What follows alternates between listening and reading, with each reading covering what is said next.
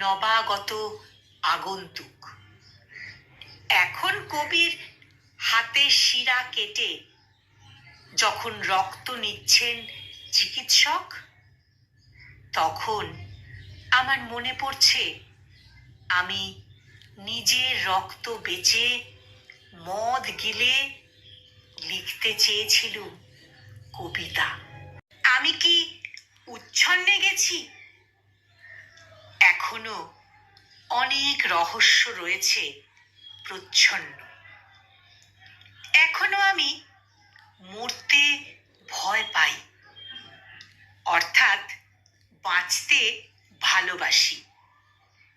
তাই মেঘলা আকাশের তলায় এক হাতে রেড বুক, অন্য হাতে জীবনানন্দের কবিতা নিয়ে আমি হেঁটে যাই। মেঘের ছায়ায় যারা রোদ চশমা পরে তাদের আমি অপছন্দ করি। যারা সংসারে দাগা খেয়ে ঈশ্বরের কথা ভাবে তাদের আমি অপছন্দ করি। যারা দেব বিগ্রহে লাথি মেরে প্রশ্ন করে হোয়াট ইজ হোয়াট, তাদের আমি ভালোবাসি খুব। আমি উৎসাহের সঙ্গে মার্কস, লেনিন, সাত্র, জয়েস, কাফকা নিয়ে কফি হাউসে ধ্বংস করলুম চারমিনার। তারপর একা মানুষের ভিড়ের ভেতর হেঁটে গেলুম নির্জন। আসলে আমি আর গ্রন্থের কাছে কিচ্ছু পাচ্ছি না।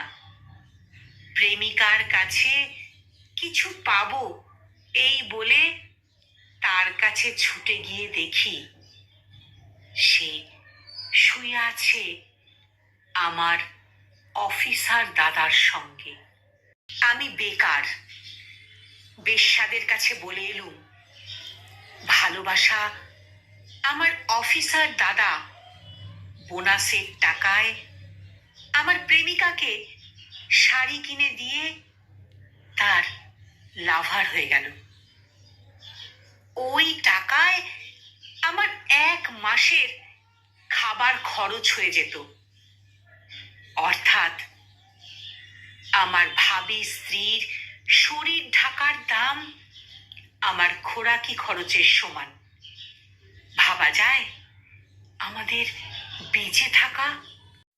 তবু আমি ভালোবাসি উলঙ্গ শিশুটির হাসি।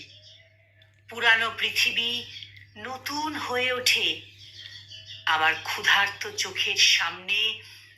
সুন্দরী রমণীর হাড়ের কাঠামো সময়ের ভেতর দিয়ে চিতার দিকে চলে যায়।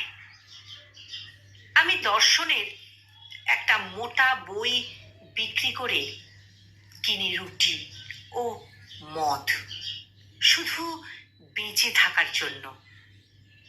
এমনকি কখনো লিখে ফেলি, বিশ্বাস করুন, লিখে ফেলি অনাবশ্যক কবিতা।